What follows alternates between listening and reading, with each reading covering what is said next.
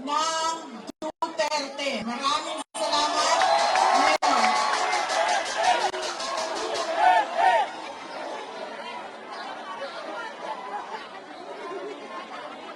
Ang sunod na pagpapasalamat ko ay sa inyong lahat, mga kababayan namin dito sa Maynila.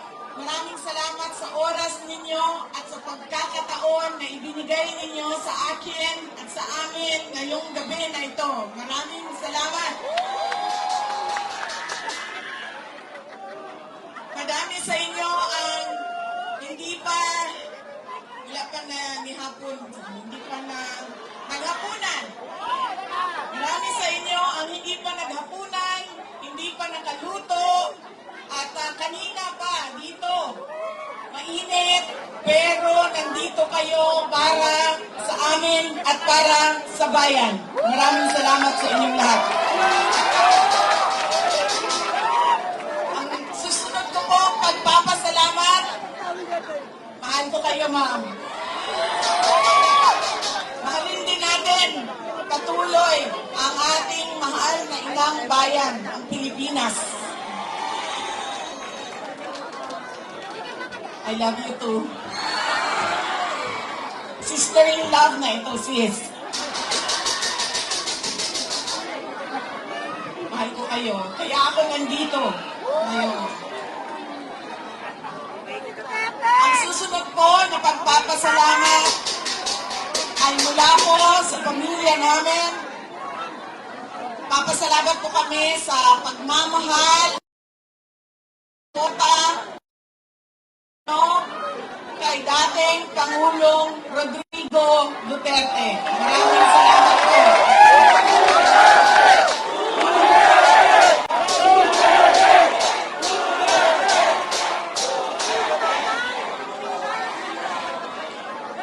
Marami po sa inyo ang nag-celebrate ng kanyang birthday noong March 28, 2025 at kami po ay taus-pusong nagpapasalamat at masaya dahil nakiisa kayo sa kanyang 80th birthday celebration.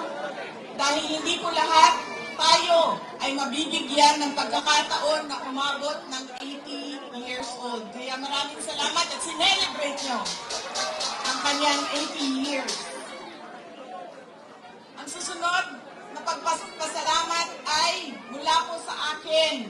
Maraming salamat sa inyong suporta, sa inyong kampanya at sa inyong boto para sa akin noong halalan ng 2022.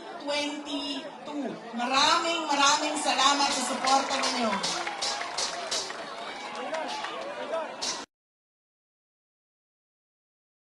Ang ating pagpapasalamat pa rin sa patuloy ninyo na pagtitiwala sa akin at sa aking mga kasamahan at sa aming opisina, ang tanggapan ng pangalawang Pangulo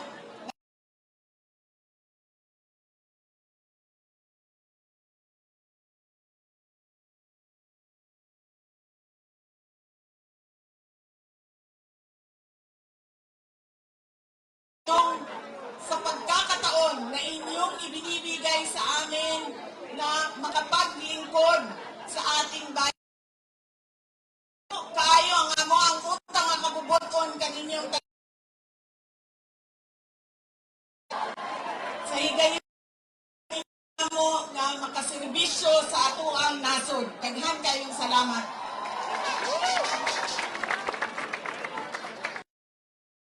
Ang susunod po ay mangangampanya po ako sa inyong lahat sa dalawa. Tanggalin ko lang po yung seal ng aking opisina. Palitan natin ng seal ng Office of the President.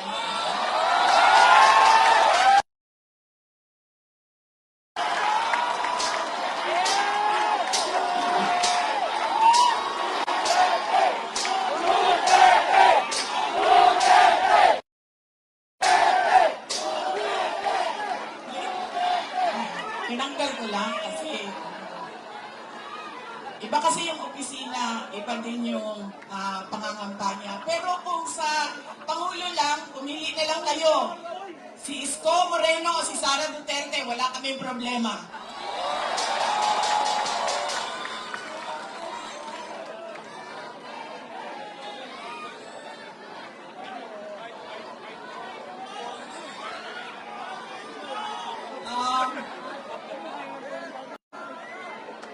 Bakit po ba lagi pabalik-balik o paulit-ulit ang problema ng ating bayan?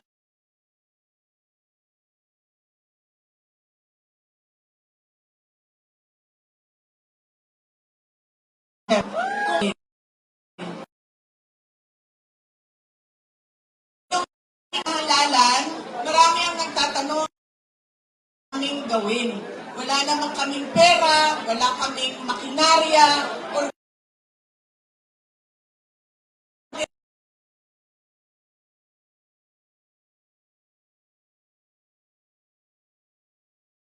bago sa nangyayari sa ating bayan. Una po, ang ugali ng ating mga ay kung sino yung aalala natin. Sino yung magaling kumanta, sino yung magaling sumayaw, sino yung magaling magpatawa.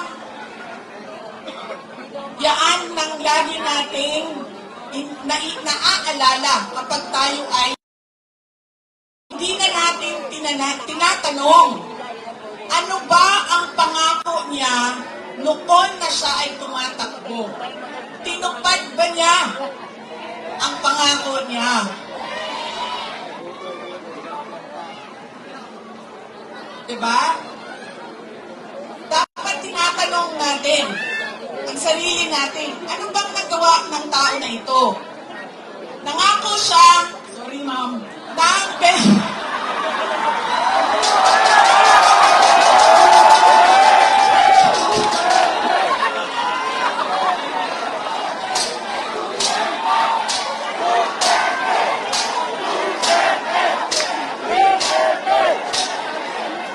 alam nyo, paano ko ba sabihin ito?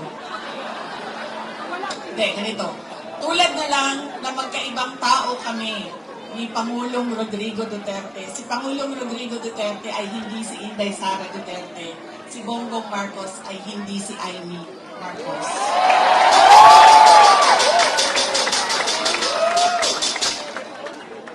Ito, hindi na ako nagpaalam sa'yo. Sasabihin ko na, sige maning. Tanggalin na lang natin ito. Okay lang sa'yo? Hindi siyang matuwag.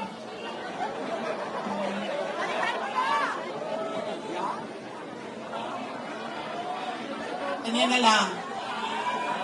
Para din makita ninyo na pumayat na ako. Salamat, Martin Romualdez! Pumayat si Inday Sara!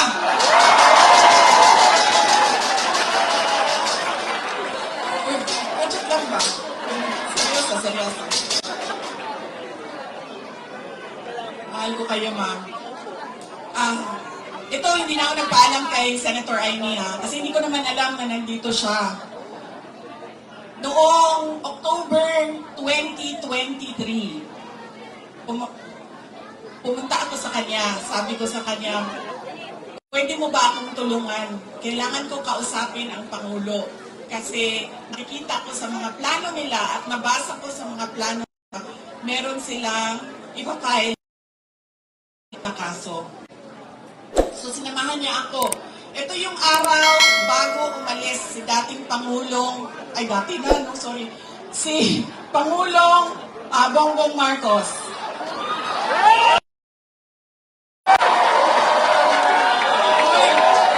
Hindi ko sinadya yun. Yun, ha? Kailan na, kayo lahat, kailan ng sedisyon. Kayo dyan, may kaso na kayo bukas. Ito. So, ito yung araw na paalis siya, papuntang Amerika. Pumunta kami, sinamahan ako ni Senator Amy. Siya yung kumuha ng oras ng schedule para makausap ko si BBM. Noong nandun na kami, binanggit ko sa kanya ang impeachment. Pero hindi yung impeachment ang gusto kong marinig ninyo na kwento ngayong gabi na ito. Doon sa pag-uusap naming tatlo, kaming tatlo lang yun pasensya na silang dalawa. Marites yung nandoon sa harap, nilang dalawa. Nag-usap kaming tatlo, nabanggit ni BBM ang pag-amenda ng konstitusyon. At sinabi niya na, madami siya sinabi, pero ang gist ng sinabi niya ay, we will just amend. Kasi English man sila pag mag-istorya, no? So ako dito, kuya wani, in English, we will just amend the economic provisions of the Constitution. Nakirinig ko at nakita ko talaga na sumagot si Senator Amy. Sabi niya, that is a dangerous thing. Sabi niya, if you open the Constitution to amendments, you do not just open it to economic provisions. You open it for all amendments of the Constitution. At nagsagutan na silang dalawa sa harap ko dahil sa ating Constitution. Kaya yan ang pruweba ko at proof ko sa inyo na magkaiba na tao. Ibang tao si BBM, ibang tao si Amy Marcos. Okay lang ma'am, pwede ka na umalis. Wait lang, sandali. Iboto niyo ba si Amy Marcos? Okay lang ma'am, pwede ka na lumipat sa QC. Good na dito. Kalimutan ko na yung sasabihin ko. Tatlong paalala. Hindi natin tinitingnan kung ano ba yung mga pangako niya noon. Tumakbo siya noon. May pangako siya. Binigay ba niya? Diba? 20 pesos ang kilo ng bigas. Tapos ngayon, okay na daw. After 3 years, 3 taon na campaign promise o pangako sa eleksyon, ibibigay ngayon. Pero, ibibigay lang sa Visayas. Para bang hindi kayo nagugutom dito sa syudad ng Maynila. At parang hindi nagkukulang ang pera ninyo pambili ng pagkain. Kaya dapat tinitingnan natin. Sumayaw, oo. Kumanta, oo. Bakit hindi? Pero tinitingnan natin. Ano ba ang pangako? Binigay ba o hindi? Bakit hindi binigay ang pangako? Dahil nagsinungaling? O dahil hindi talaga maibigay? Diba? Yan yung unang. Lagi na lang tagbangan. Sorry, ma'am. Nampupudol. I'm sorry, ma'am. Kasi naman sabi ko, okay na.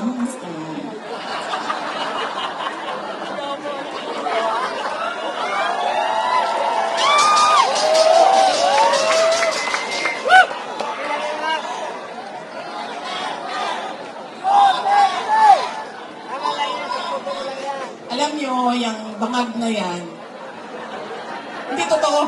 Hindi naman ako kasi tumawa dahil tinawag siyang bangag. Andun ka din, di ba? Hindi ako, kasi sa Bisaya, ang bangag, di ba? Bangag, bangagan, bangag. Oh. So, pag sinabi mong bangag sa Bisaya, hindi siya adik. Ang saman sa akida. Di ba? Oo. So, hindi talaga ako natawa na tinawag siyang bangag. Kasi sa Bisaya, ang bangag ay butas. Hindi, at saka sa slang, ang bangag is yung private part ng babae. Diba? Bangagan. Ang pinagtawanan ko, dahil ang rally na yon ay kontra sa pag-amienda ng konstitusyon. Yun yung rally na yon. Tapos nagulat na lang kami na iba na yung napag-usapan doon sa rally. Pero balik tayo sa Bangagma. Alam mo, hindi ito kasali talaga sa speech ko. Sinabi sa akin ng partner ng uncle ko na noong hindi pa siya Pangulo, nung senador pa lang siya, ay bumisita sila sa bahay at inalok talaga sila ng droga. Humindi yung wala naman ako sinabi na pangalan. Talaga. Alam nyo, may malaki bang kulungan ang Maynila para sa ating lahat? Hindi nila tayo kakayanin ikulong, no? Baka matulad tayo kay President Duterte. Nakulong na. Hindi yung partner noong uncle ko. Kinento nila yan sa akin.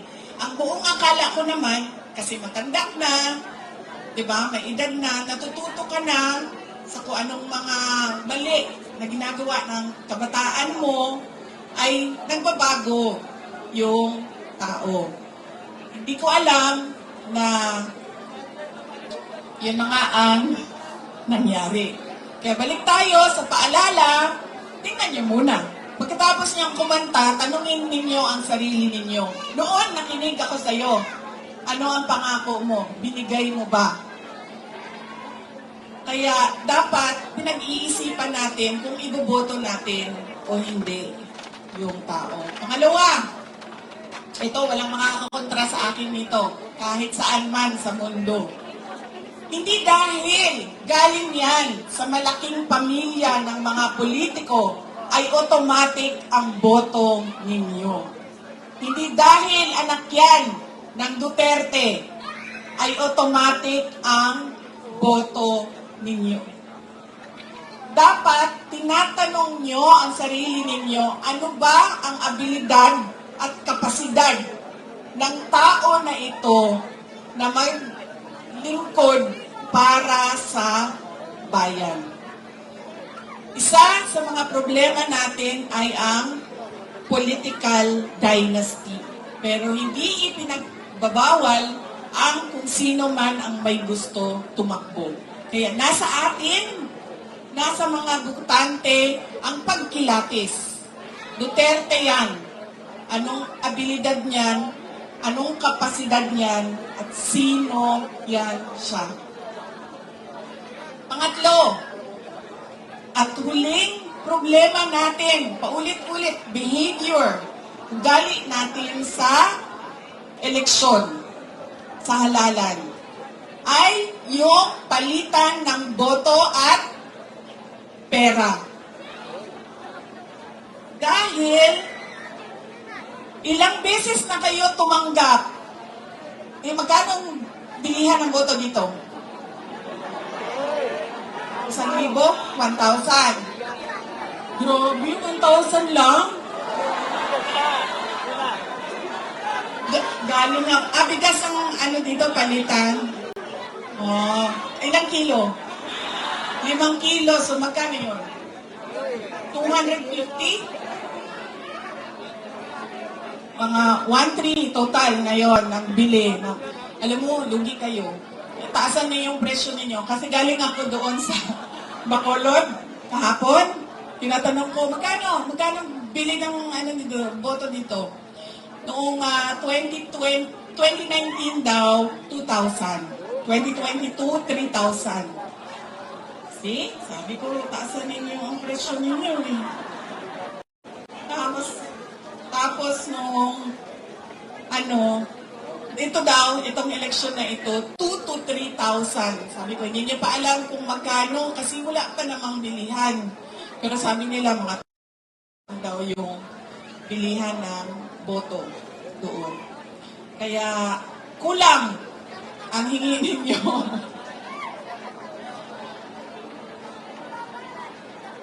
1,300 ang natatanggap ninyo. O hindi pa lahat. O 300. Eh, ang akap, magkano ba akap? Di ba 5,000?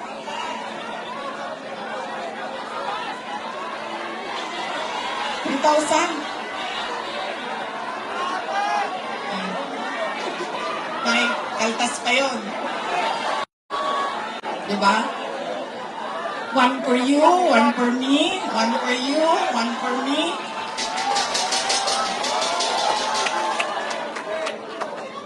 Alam niyo, hindi namin ginagawa yan sa Davao. Alam niyo bakit? Nawawala kasi yung respeto ng tao sa isa't isa. Sabihin ko sa inyo kung bakit mamaya nawawala yung respeto. Sana ako. Pabilihan ang boto. Yan.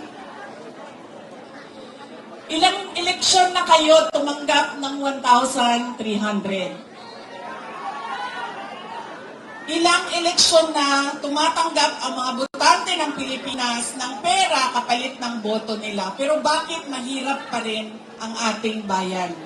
At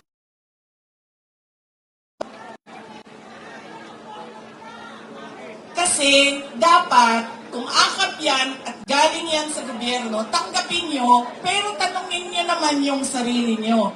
Ang nagbigay ba nito ay karapat dapat maging leader ng bayan natin?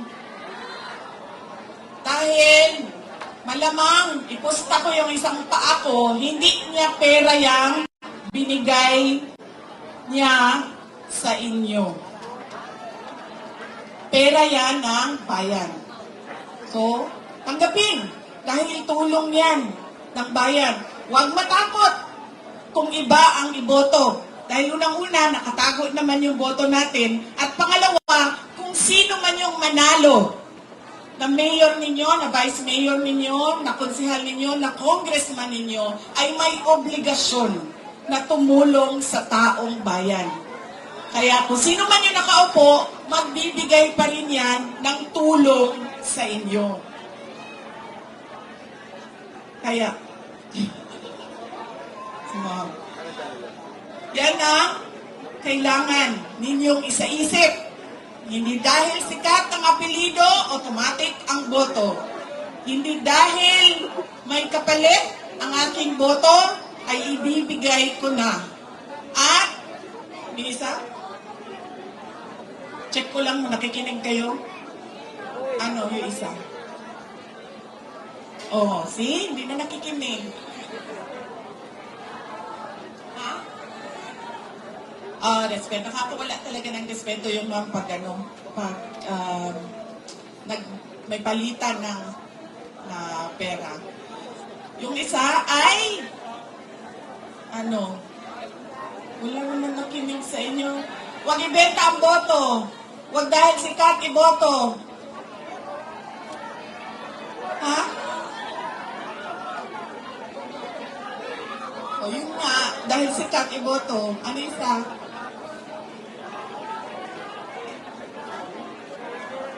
Ay, grabe yun. Ang dami-dami ninyo. Dalawa lang maalala ninyo. Anong wala pa?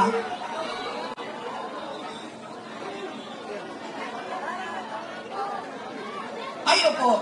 Oo, nagpapasalamat tayo kay Mayor Isko Moreno Dumagoso. Puro na si King Duterte.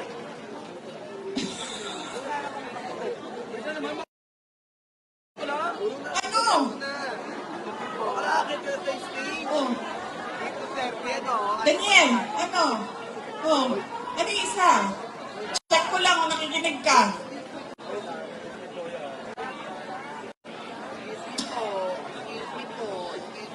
Alam mo yun, hindi ito totoo.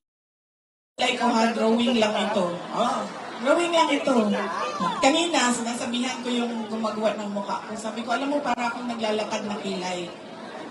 Tapos sabi niya, hindi, kailangan mo yan. Kasi pupunta ka ng rally. Doon sa malayo, hindi ka makikita kung wala kang kilay. Sabi ko, ganun ba yun? Sabi niya, oo, kailangan may mata ka, may kilay ka, kasi hindi ka makikita. So yung mga walang make-up at walang kilay dyan, hindi ko kayo nakikita. Hindi namin kayo nakikita. Joke yan ha, totoo yan, nangyari yan doon kanina kasi ayaw ko yung kilay. Drawing lang kasi, di ba? Ano, wala?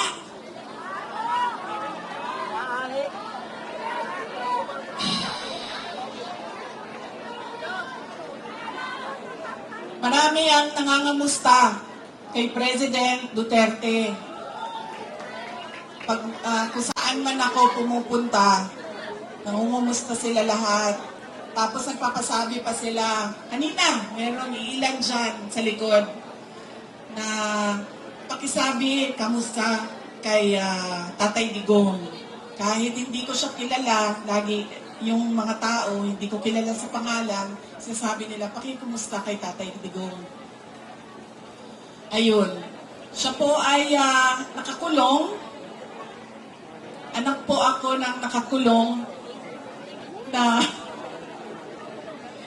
at okay naman siya. Madami din ang nagtatanong, kamusta na si Tatay Digong?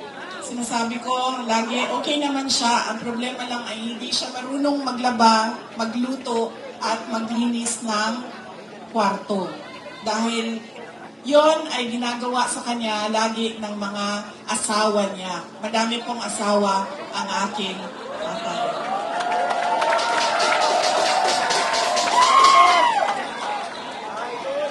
Nakita niyo yon si Kitty? Kitty, yung maganda ko na kapatid.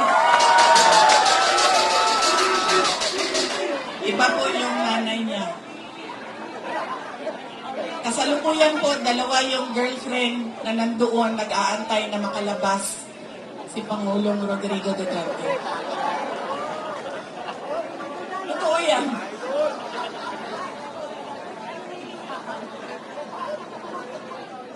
Oh ma'am, hindi daw nila kinidnap yung hindi daw nila kinidnap si Pangulong Rodrigo Duterte. Hindi daw kidnap ang tawag doon. Sige, okay na lang. Hindi na kidnap ang tawag doon. Ang tawag doon, ninakaw nyo sa amin. Ninakaw nyo sa amin si Pangulong Rodrigo Duterte. Dahil siya ay propriedad o property ng syudad ng Davao. Dahil siya ay magiging mayor namin doon at kinuha ninyo siya at ninakaw ninyo dito. Pwede na ba yun, ma'am? Hindi daw kidnapping yan eh. Nakawan na lang. Ninakaw ninyo sa amin. So mga nangangamusta ay meron kaming maliit na video presentation sa inyo. Sigurado ka ba, ma'am, na hindi ka aalis? Kaya ako nakakalimot sa mga sasabihin ko kasi nandito ka, ma'am. Ma'am, ang advice ko lang talaga sa iyo sa panahon na ito at sa darating na mga araw ay magpalit ka na po ng apelido, ma'am. Ay, sorry, Romualdez pala ang middle name mo.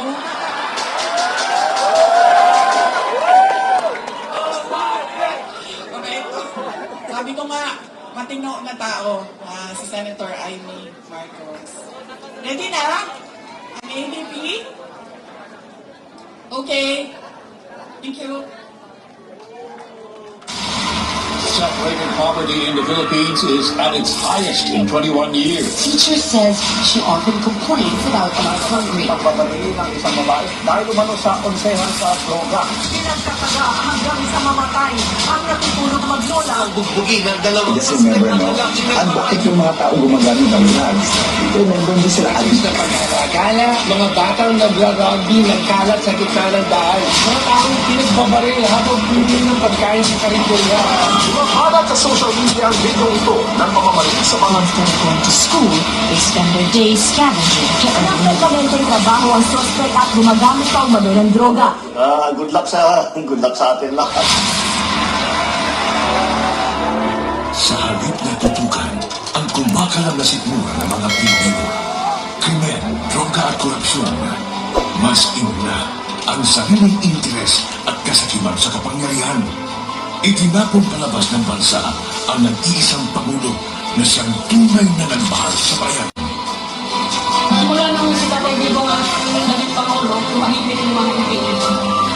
Nagkaroon ako ng isip na yung anak ko, kumbaga hindi sila sinikado sa daan. Sobrang happy ako. Dahil nung umupo si PRRD, kahit sabihin natin maraming tumutugis sa kanyang war on drugs. Pero majority po sa atin, ng mga Pilipino, pwera na lang doon sa mga drug lords, mga drug user, mga ano yun ang ayaw eh. Pero kami, lalo kami mga OFW, naman namin nag-safety sa aming pamilya. Kasi trying to be powerful and trying to be just a nobody. I used to describe the brightest star there was mine, shining bright. And in a few days, I will be just from the narrow city. Lubos na minahal ni PRRD ang PNP at AFP. Pag ako ang nanalo, kaagad doblado ang sweldo ng pulis pati militar. Pero si Lalanin pala ang gagamitin laban sa kanilang dating Commander-in-Chief. Hihilahin ko yan. Hihilahin ko yan. Huwag mo maniwala ka, hihilahin ko yan. Ano ba ang damage ng government interest? Kung hintayin ko lang yung dalawang anak. Walang darating sa'yo. Huwag na tayo mag-debate rito. This is not the place for debate. Hindi po, Guys! hindi po kanina. Hindi ni sir. Hindi mo gusto na kasunod na order.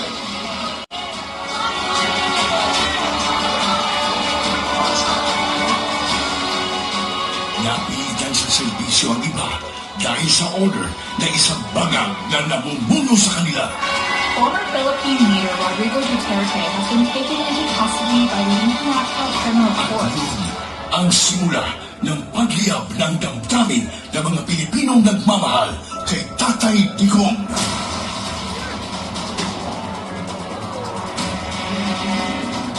Lumiyab ang sambayanang Pilipino. Bring PRRD home.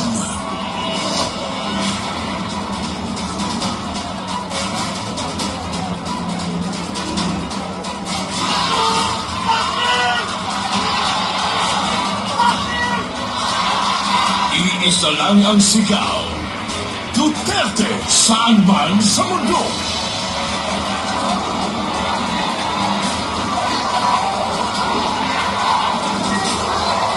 Nagagalit ang taong bayan dahil ramdam ng lahat na walang nagawa ang administrasyong ito. Asikasuhin, hindi sariling mithin.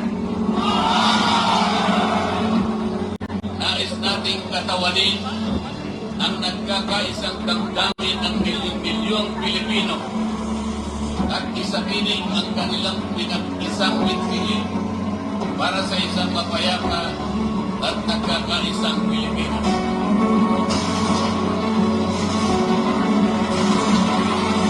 Hindi pa tapos ang pagbiya ng mga puso natin dahil nagpapatuloy pa din ang kasamaan habang nalulugmok na ang inaming bayan. Ikaw at ni Marcos ang atong gold reserves. Sa pagpapatuloy ng oral arguments sa 89.9 billion peso transfer ng pondo ng Philippine Health Insurance Corporation sa National Press Week, muling binisisi ng mga maestrado ang paggamit ng ahensya sa perang mula sa mga kontribusyon ng mga miyembro nito. Aminado ang DOLE at DSWD na walang listahan para sa mga beneficiary ng ayuda sa kapos ang kita program o AKAP. Sa tuloy ng ilan, nagagamit na sa politika ang AKAP. Hindi lang pala 7-7, meron pang 30-30-30. Ano yung 30-30 nila? Yung 30-30 naman, kung ikaw ang host ng sorting, you get 30 million, 90 million lahat yan. 30 million AIX or AKAP, 30 million na MAIC, and 30 million na tupad. Sa kanyang 15 taong karanasan bilang kongresista, ngayon daw nakikita si Davao City Representative Isidro Ugar ng ganitong sistema sa Bicameral Conference Committee. Ang pinutukoy niya ay ang mga blankong line items sa Bicam report ng 2025 national budget na nailaban sa batas. Partikular dito ay ang missing budget amount sa Department of Agriculture at ang program funds na 8 billion sa halaga. Okay, good luck sa atin lahat. Na-promote pa nga ang mga instrumento ng pangihintang kay PRRD. Police Brigadier General G. Fajardo and Canary, the chief of the community and his family to join the president for a photo opportunity. Walang titigil para sa bayan.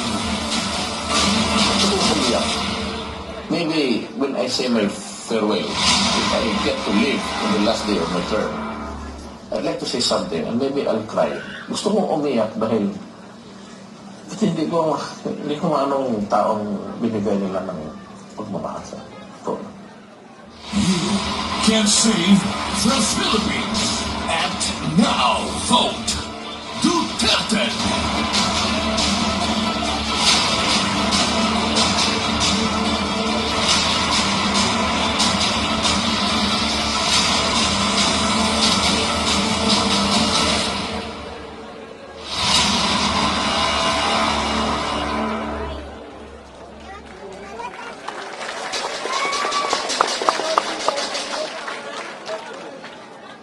Noong isang araw, nasa ferry ako sa Toledo, Cebu.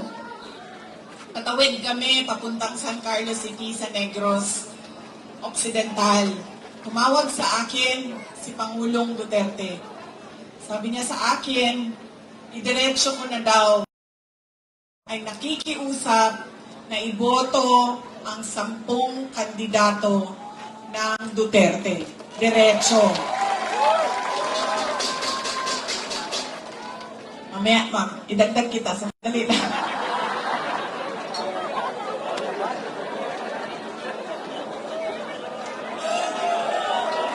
Grabe, ang awkward talaga.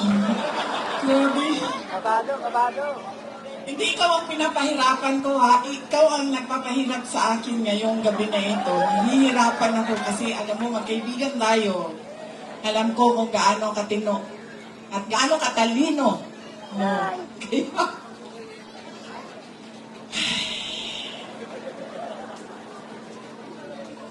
Yes, ma'am. Ay, okay lang, ma'am. Thank you. Ano kasi ako, ma'am, na parang malunod gani. So, tawagan na. Tapos sa hangin, ma'am. Pag may hangin. Nahilo. Tumawag siya sa akin at sabi niya, idiretsuhin ko na daw kayo. Iboto diretso ang 10 senators ng Duterte. Si Senator Bato de la Rosa, Senator Bongo, Senator Jimmy Bondo, Senator Vic Rodriguez, Senator J.B. Hinlo, Senator Raul Lambino, Senator Philip Salvador, Senator Rodante Marcoleta, Senator Pastor Kibuloy, at Senator Richard Mata. 10 yun, no? Yes, okay. Bakit kailangan natin diretso 10 ang iboto? At hindi lumihis doon sa sample ballot ng 10.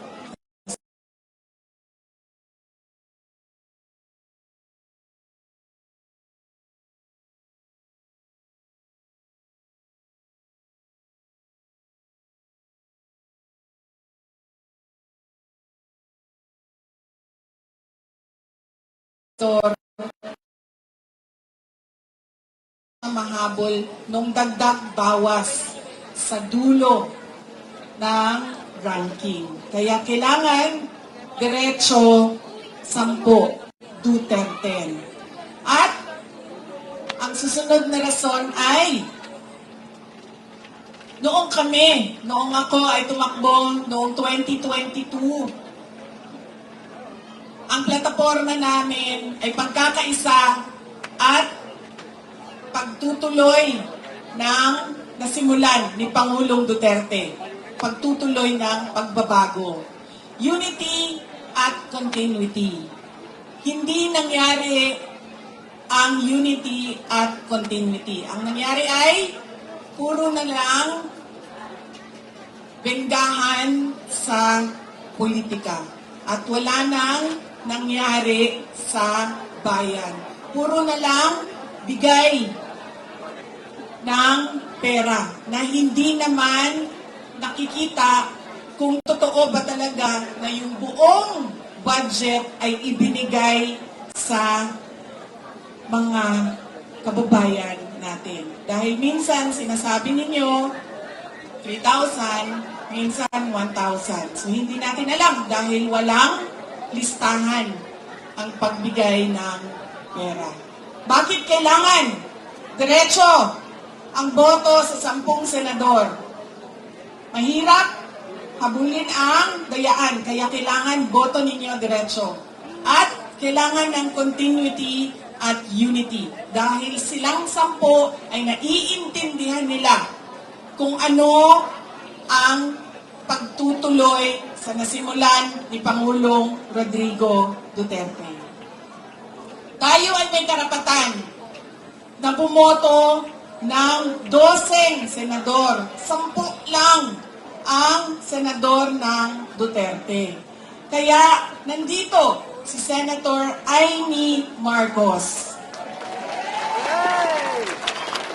na humihingi ng tulong ninyo para siya ay maibalik sa Senado at maituloy niya ang pag-imbestiga ng pagnanakaw kay dating Pangulong Rodrigo Duterte. At pangako niya ay tutulong din siya sa pag-ransom o pagkuha balik at ibalik dito sa ating bayan si Pangulong Rodrigo Duterte. Huwag ka mag-alala, ako naman nangako niyan, hindi ikaw. So kung hindi siya mabalik, hindi mo kasalanan. Pero nagsabi siya, tutulong siya. Dahil naiintindihan niya na mali ang ginawa at naiintindihan niya na walang direksyon ang ating gobyerno sa ngayon. Kaya, andito siya para sa inyong lahat at para iboto ninyo balik sa Senado. Senator Amy Marcos.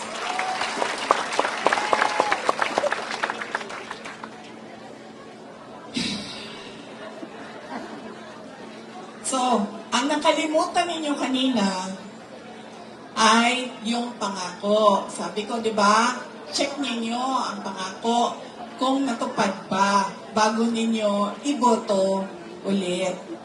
Yan yung ang pag-check niyan ba, parang yung politiko ba, parang boyfriend yan ba?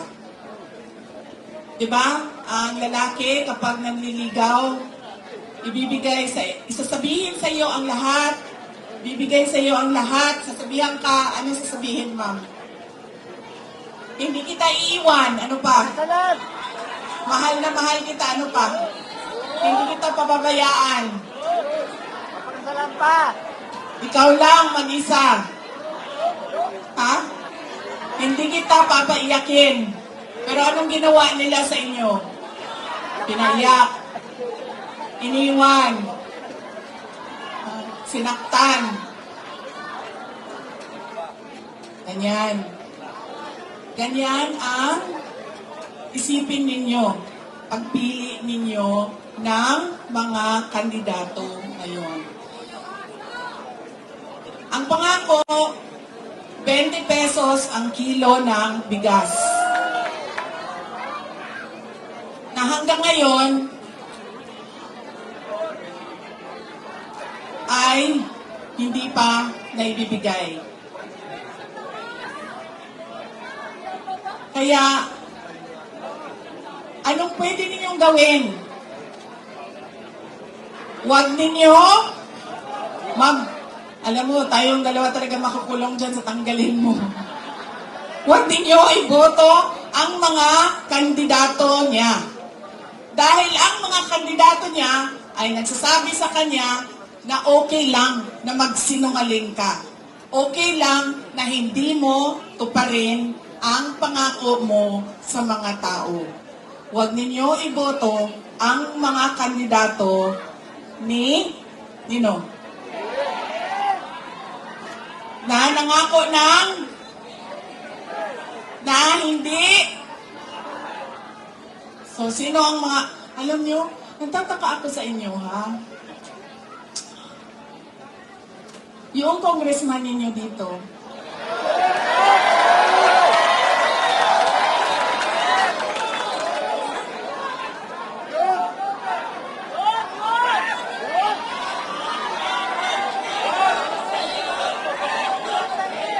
hindi ko, alam nyo, kasi yung congressman ninyo, yan yung mukha ng distrito ninyo.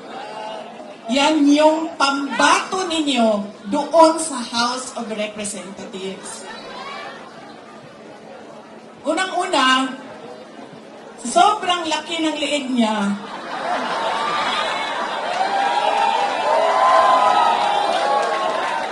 Naiipit na yung boses niya.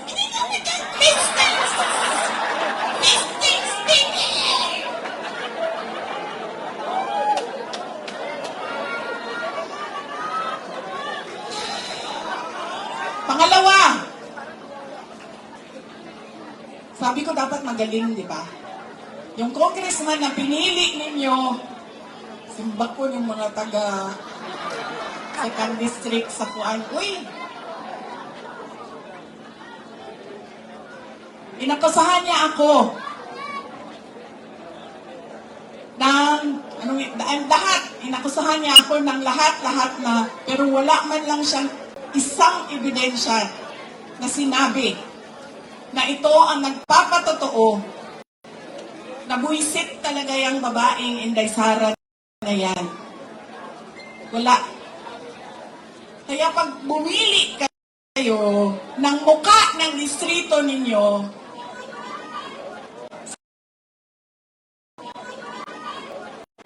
sana yung congressman ninyo?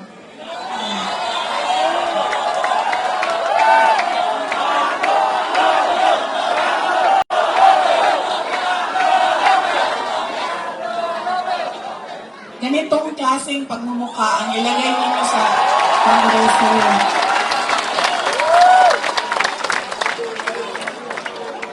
At ganitong klaseng kapasidad. Hindi ko alam, ano bang nangyari noong 2022 at yan ang binoto ninyo? Ikwento nyo nga sa akin. Ikwento nyo sa akin.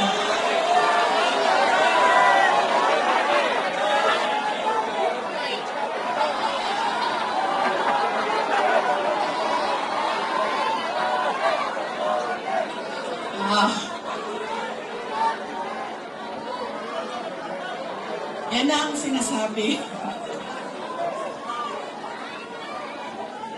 Kasi talaga, totoo. Nung nakita ko siya na nagsasalita patungkol sa akin, congressman yan? Ng siyudad ng Maynila? Diba, ang sobrang laki ng pride natin bilang Pilipino sa siyudad ng Maynila. Tapos, yan ang sinasabi ko. In-endorse ng mayor ninyo, in-endorse ng sikat, binoto ninyo, hindi nyo man inisip.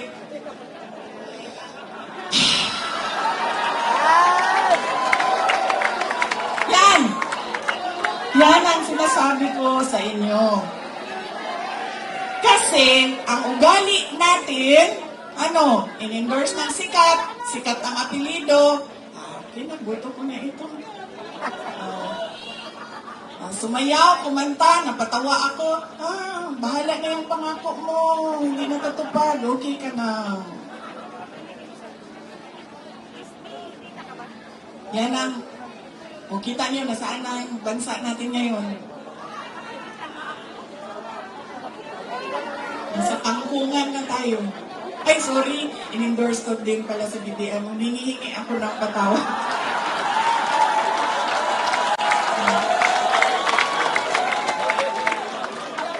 Hinihingi ako ng magpatawad sa inyong lahat. Ma'am, tinatanggap ko po ang sorry mo at pinatakbo mo akong Vice President. Okay lang, ma'am.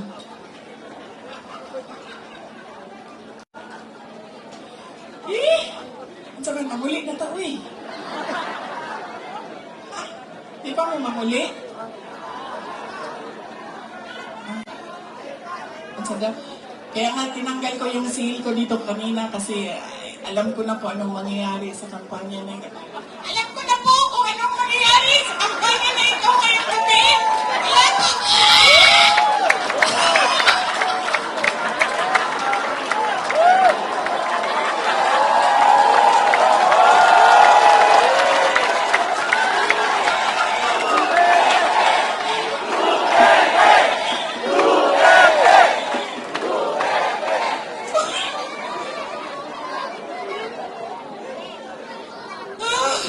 Ay, sakit sa ulo. Ako ay hindi kandidato. Baka kasi Duterte ngayon ang Duterte. Hanapin ninyo ako sa balota. Hindi po ako kandidato ngayong eleksyon na ito. Ako po ay nandito bilang isang botante din. Papaalala sa inyo. Hindi dahil sikat yan, hindi automatic ang boto ha. Hindi dahil napapatawa kayo, hindi automatic ang boto. Tingnan ninyo yung pako. At, yes ma'am. Ngayon, pati ako ma'am, nagising. Nagising ako ma'am, na-impeach na ako. Yawa yung mga tawhanan niyo.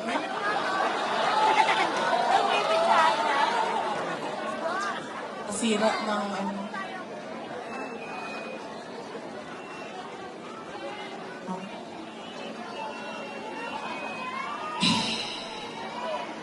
Ano ba ang pag-usapan natin? Anong tanong ninyo? May tanong kayo? Ano daw? Ano sir, makukulong tayo niyan. Kung paalisin, palayasin, patalsikin, paalisin. Ano pa? Anong tanong ninyo? Paano maka-uwi si President Duterte? Kidnapin din natin doon, ma'am. Punta tayo lahat doon. Akong bahala sa ticket ninyo, ha? Pagdating doon, kidnapin. Alam nyo, kawawa siya kasi nung tumawag siya, kinento niya sa akin, diba? Bakit kailangan diretso 10 yung mga senador? Sinabi niya sa akin na in Bisaya, sabi niya sa akin, ayaw biya akong kalimti din niya, kasi makalimutan ko nimo, mabulok pa din niya. Huwag mo akong kalimutan dito. Baka makalimutan mo ako, mabubulok ako dito. Yan ang totoo. Pangulong Duterte is 80 years old. Mahina na yung tuhod niya, mahina na yung likod niya, mahina na yung katawan niya. At kakaawa siya sa sitwasyon niya doon.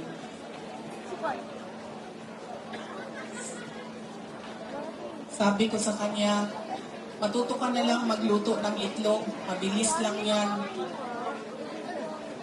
Halu-haluin mo lang, tapos lagyan mo ng mantika. Okay na asin. Sorry, hindi pala ako marunong magluto. Asin! Sorry ma'am. Asin, ano pang ilagay ma'am? Mantika. Oo, mantika. Jayden, nakikita mo? Bawang, sibuyas, asin. Sabi niya sa akin, pinapaluto mo ako ng itlog, hindi nga ako marunong magpakulok ng tubig. Yeah. Paano natin siya maibalik, ma'am?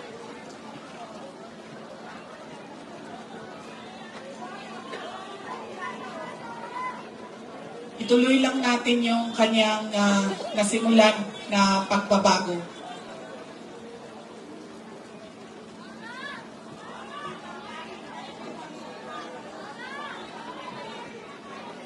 Yes, ma'am. Kapatid niya ang presidente ng Pilipinas. Ang problema nito, ma'am, Nagsabi na ang kapatid niya na hindi daw niyang kapatid ito, ma'am. Itinakwil na po ito ng kapatid niya, ma'am. Nakakaawa din. Madami ang nakakaawa ngayong panahon na ito. Hindi lang si President Duterte, hindi lang si Senator Amy Marcos, mga tao na nagugutom, mga tao na biktima ng kriminalidad, mga tao na walang oportunidad sa trabaho. Alam niyo ba kung gaano kadami ang ating mga kababayan na nagpupumilit pumunta sa abroad para magtrabaho? Libo-libo, araw-araw. Dahil wala tayong nakikita na oportunidad dito sa ating bayan. Kaya ano ang magagawa natin? Ang magagawa natin ay iboto. Ang mga senador ng Duterte at Mawawalan ka ng pwesto. huwag niyang kalimutan! Kalimutan mo yun!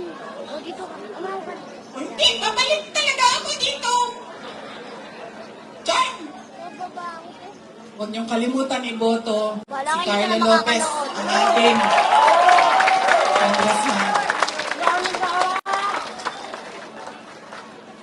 Sir, pag in-impeach mo pa ako pangalawang beses, sir, hindi ko na lang. Nalampasan ko yung isang impeachment, yung susunod na impeachment, siya din yung pipirma. Ay, ginoo ko.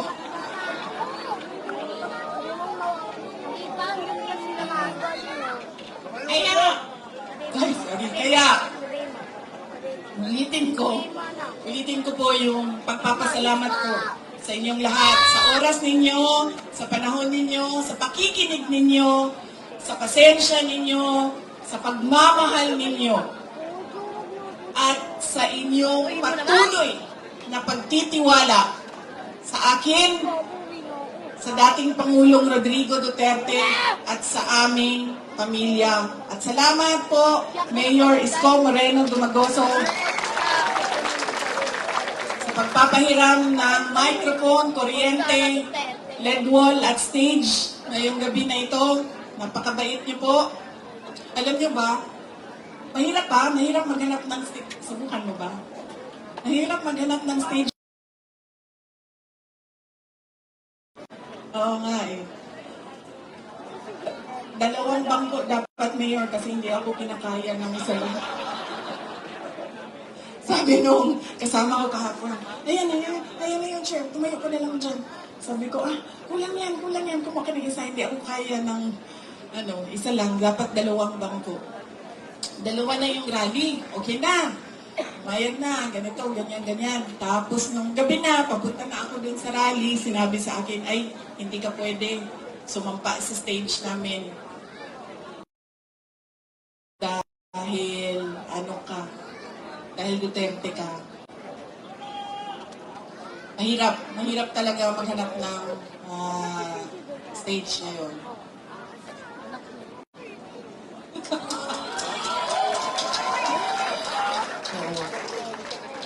Bukas po, iniimbitahan ko kayo lahat. Doon na naman po ako sa distrito ni si Joel Chua na. Sabi ni Joel Chua, sabi ko, the appointing authority of the Undersecretary of the Department of Education is, sabi ni Joel Chua, the DepEd Secretary. Sabi ko, no! The President of the Philippines. Yan ang pinili ni... Bakit nagboto si Joel Chua noon? Bakit? Ikwento niyo nga sa akin.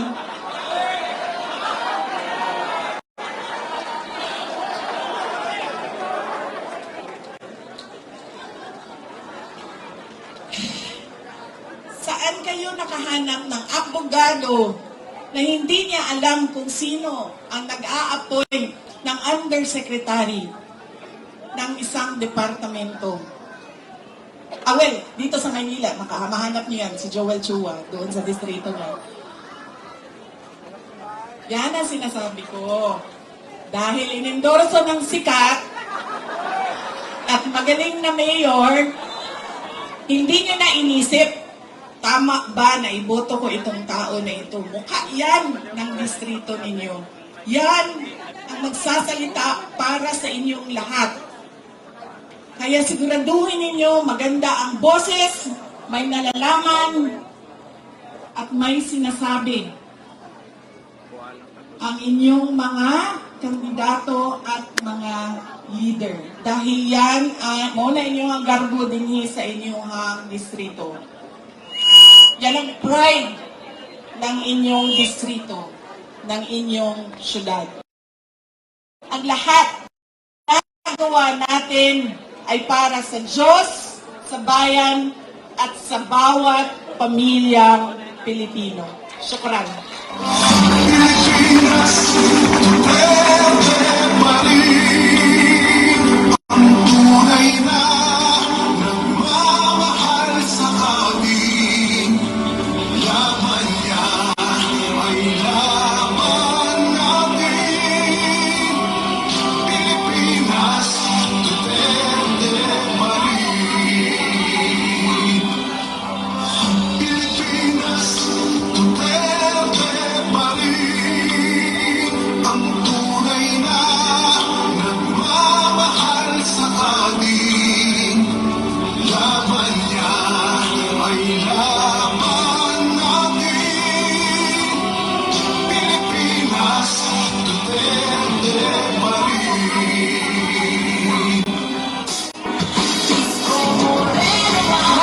Maraming salamat po, Vice President Sara Duterte!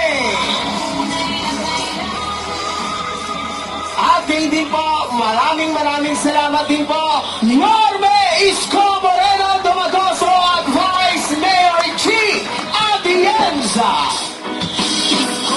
Hindi po ang taus-pusong salamat sa ating pong Senadora Amy Marcos at Senator Attorney